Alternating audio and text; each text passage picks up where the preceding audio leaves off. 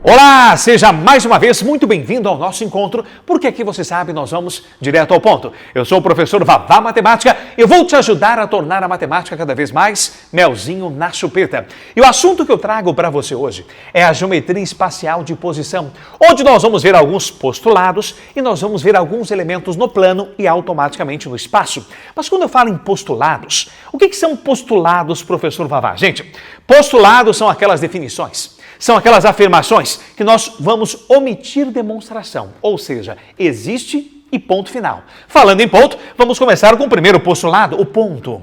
Nós representaremos os pontos por letras maiúsculas do alfabeto. O ponto A, o ponto B, o ponto C. Por exemplo, aqui, ó, nós temos uma representação de pontos. Gente, se eu fosse entrar na matemática a fundo para vocês, isso aqui não seria um ponto. Isso aqui seria o quê? Isso aqui seria um círculo, na verdade, um círculozinho, ó. É uma circunferência com todo o seu interior pintado. É um círculozinho. O ponto, ele seria um toquezinho apenas que você nem iria enxergar. Então, nós vamos representar um ponto, na verdade, por círculozinhos pequenos. Ok? Então, aqui você tem o ponto C, por exemplo. Agora, se nós pegarmos uma infinidade de pontos e alinharmos todos esses pontos, um conjunto de pontos alinhados, de infinitos pontos, vai dar o nome do que nós chamamos de reta, que nós iremos representar pelas letras R, S, U, V, T, letras do alfabeto, letras geralmente minúsculas. Então, aqui nós temos o ponto C. Se nós pegarmos infinitos pontos alinhados, nós teremos um conjunto de infinitos pontos, que nós chamamos de retas. Agora, tá olhando para a tua reta R aqui? São infinitos pontos alinhados. Existem pontos que pertencem à tua reta e existem pontos que não pertencem à reta. Então, pontos que estão aqui em cima da reta pertencem à reta. Pontos que não estiverem em cima da reta são pontos que não pertencem ao conjunto reta. Tranquilo até aí? Agora, olhando para a tua reta R, imagine se você traçasse outras retas. Quantas, professor? Imagine se você traçasse infinitas retas. A reta R, a reta S, a reta U, a reta V, a reta T. Se você traçar uma infinidade de retas, imagine infinitamente aqui, você vai tapar aqui o meu quadro. Na verdade, você vai gerar o quadro. E o quadro que nós chamamos de plano, que geralmente nós representamos pelas letras do alfabeto grego. O plano alfa, o plano beta, o plano teta, o plano sigma, assim sucessivamente. Tranquilo?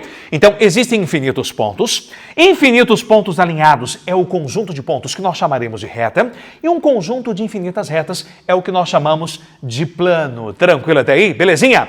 Mas eu gostaria que você em casa prestasse atenção no seguinte. Imagine, pessoal, que esses canetões sejam retas. E quando eu peço para você imaginar canetões retas, eu quero que você tenha uma imagem aqui. Na verdade, eu quero que você tenha uma imaginação de retas retas. O que são retas retas? Infinitas.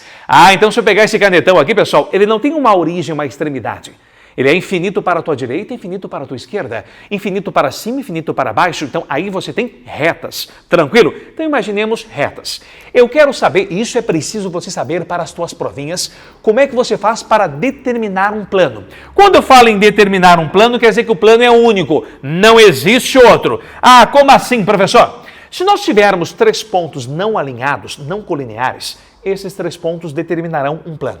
Se nós tivermos uma reta e um ponto fora dela, essa reta e esse ponto determinará um plano. Se nós tivermos 2 retas concorrentes que se cruzam, essas retas determinarão um plano. E se nós tivermos 2 retas paralelas distintas, elas também determinarão um plano. Eu vou ilustrar da seguinte maneira. Se nós pegarmos um ponto aqui, pessoal, vamos pegar esse ponto aqui, que eu vou chamar de ponto A. Vamos pegar esse ponto aqui, que eu vou chamar de ponto B. E vamos pegar este ponto aqui, que eu vou chamar de ponto C. Dá para tu perceberes matematicamente que 2 pontos sempre vão estar alinhados. Agora, 3 pontos nem sempre estarão alinhados, nem sempre serão colineares.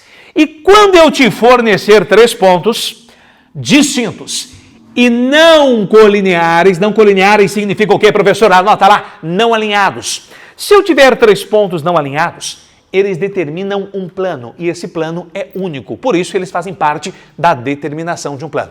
Que plano é esse? O ponto A, o ponto B, o ponto C estão determinando o plano do quadro. Olha lá, vem. Então, aqui tu tens um plano. Quando eu falo em plano, você tem que imaginar aí, pessoal, você que está em casa me assistindo agora, tem que imaginar aquela cortina baixando aqui, ó. É um plano infinito aqui na vertical, ó. É um plano infinito na horizontal. Se eu imaginar um plano aqui, ó, esse plano ele vai cortar minha cabeça, velho, vai sair lá atrás. Então, plano, que nem a tua reta, tem que ser infinito. Então, se nós tivermos 3 pontos não alinhados, eles vão determinar um plano, esse plano é único. Neste caso, o plano único é o plano do quadro. Agora, se nós tivermos uma reta e um ponto fora desta reta, nós vamos determinar um plano. Tu quer dizer uma coisa? Pega a tua reta R. Agora, imagine a tua reta R. Imagina um ponto aqui no meu dedinho. Isso, um ponto aqui. Eu tenho um plano, olha o plano é a cortina aquela, que vai passar pela reta e vai passar pelo meu ponto.